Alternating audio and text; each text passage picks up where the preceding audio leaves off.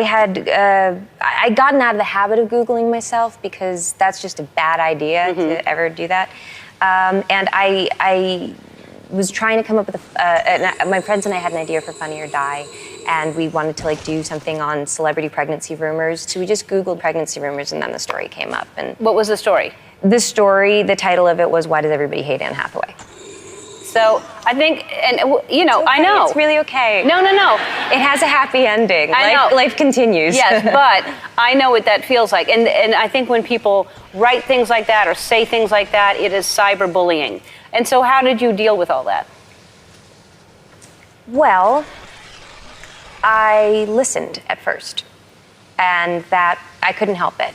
You know, and you try to shut it off, and I couldn't, and then I realized why I couldn't was I hadn't learned to love myself yet. I hadn't gotten there.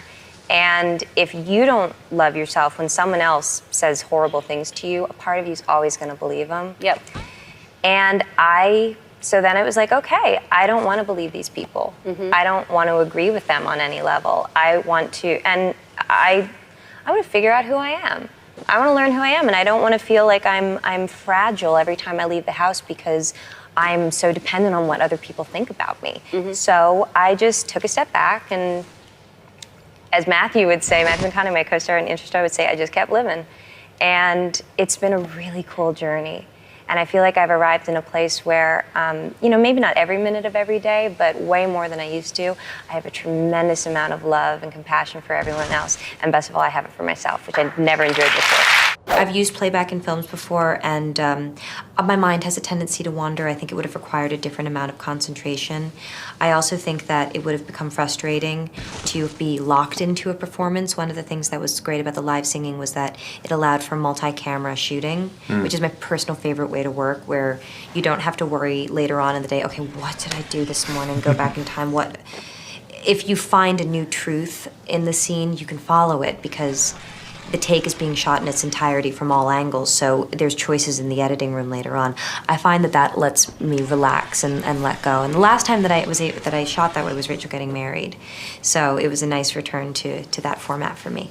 In the one take scene that he does for I Dreamed a Dream, how many times did you do that? And do you remember in any of those takes thinking, this has got to be the one. This has got to be the one he's going to use?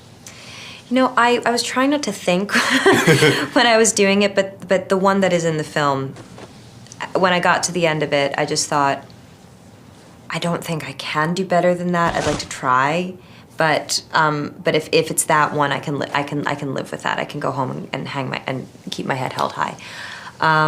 So Tom came up to me after that one. It was the fourth take, and he said, I'm very happy. And I said, I want to keep going. And so we shot for another 8 hours. And then at the end of those 8 hours, we looked at each other and said, oh, it was that one that we shot in the morning. Oh, dear. But it was good to have gone that full journey so that I know that literally, even though I desired to do better, that actually was my best. I guess in March or April of 2011 that there was going to be a film version of the musical Les Mis, and Hugh Jackman was probably going to be in it, and I just said, oh my gosh, I'll play anybody, please just let me audition, which I did a few months later and then got the part a month after that. Did you know, like, from before that it was going to be, like, live singing? And because that's a big challenge of it, I think. Tom was still making up his mind about it, how exactly it was going to be done, how much of it was going to be live. He knew he wanted the show to be sung through, but he didn't know if we would be dropping certain lines here and there.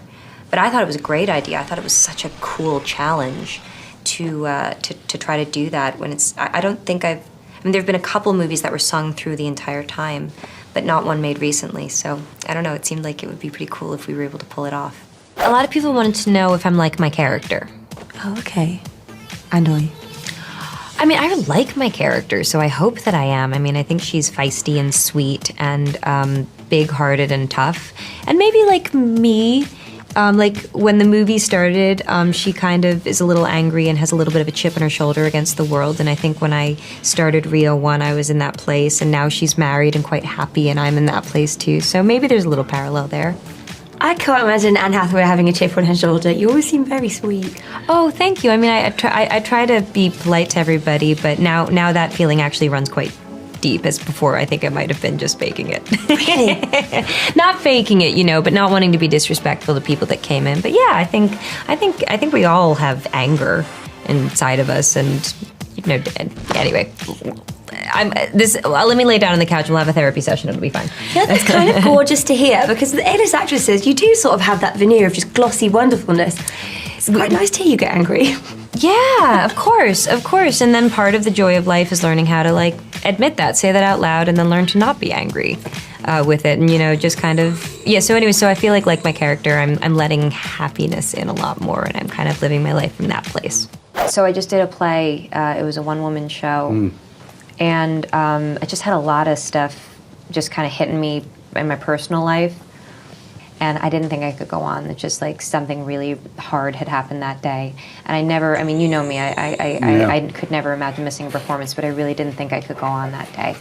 And I called my boss at the theater, and he just said, you got to do it. You got to do it. You got to dig down deep. Did you have an understudy? Did you? No, I didn't have an understudy. I'm the only one in the show, so... and he said, you just go on stage and you just got to trust it's going to be there. You're going to find it. And there was this moment I remember, where I didn't go up on a line, but the line just wouldn't come out.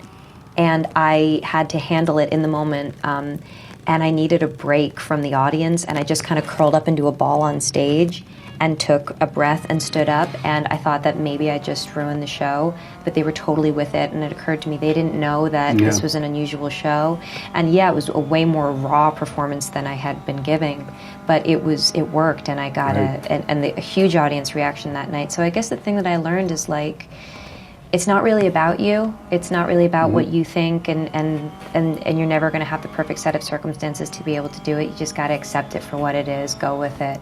I'm kind of type A, so I always, and a little bit of a perfectionist, so I always want to get it right. And it's, as opposed to my job in acting, there's no way to get it right. There's no way to be, there's no clear, absolute way to do things. You just kind of go with what you're feeling and hope that it works out, that it's the best that could have been chosen. I think I'm a very lucky actress, and I think that one thing I can give myself a compliment about is I think I'm a good student. And I'm learning. I'm certainly not...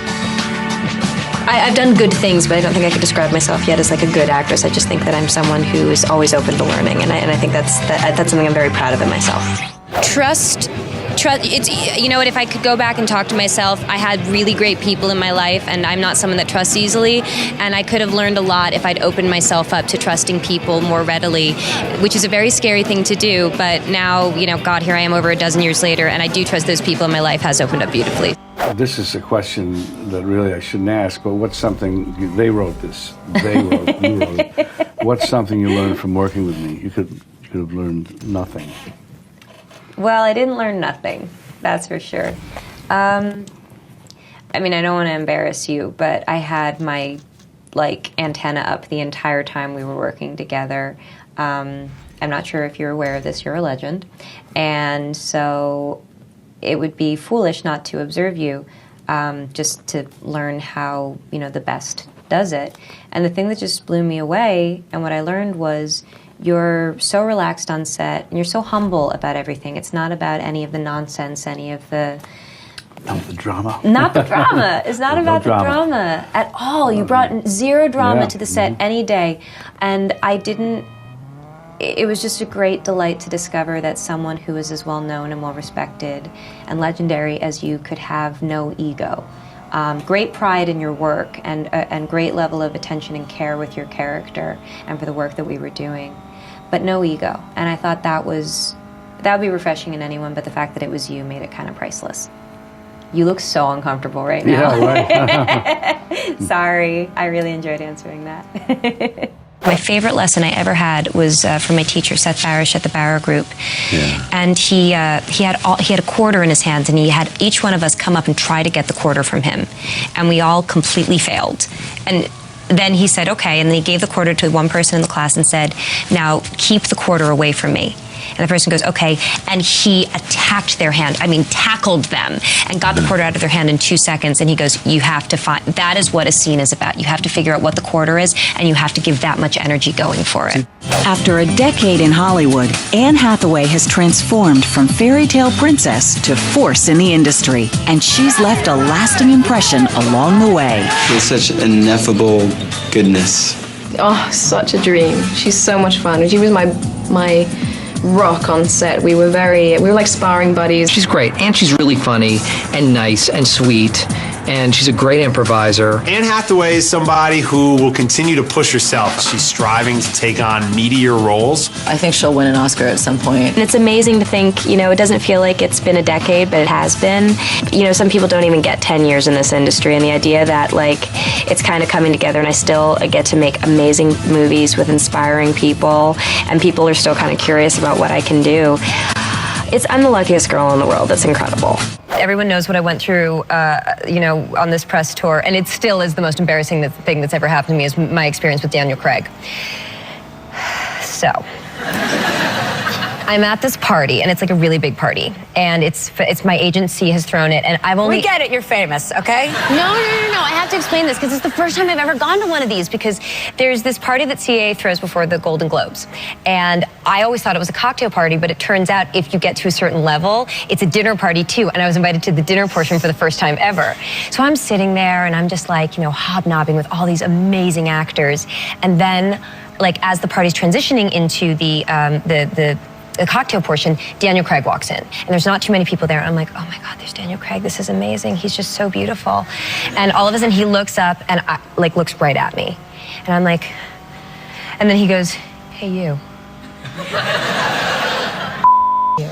And I'm like, and in my mind, this is how I retrofit the logic. I was like, oh my God, I have just instantly become so famous that Daniel Craig is messing with me and we don't even know each other. And so I'm like, so of course, I'm like, you.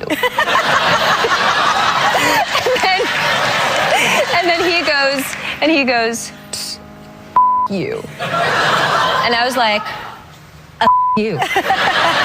And he's just like, you. And I go, oh, I can't hear you. Want me to turn it up? Now, it's important to mention that we're across the room from each other, so all this is being done across a crowded room. So I just go, you know, and I'm there, and I start to do some other things, and then all of a sudden Daniel goes, oh, not you. And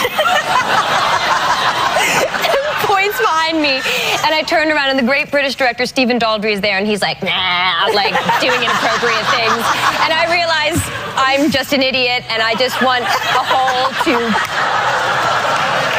open around me, and this is why I shouldn't be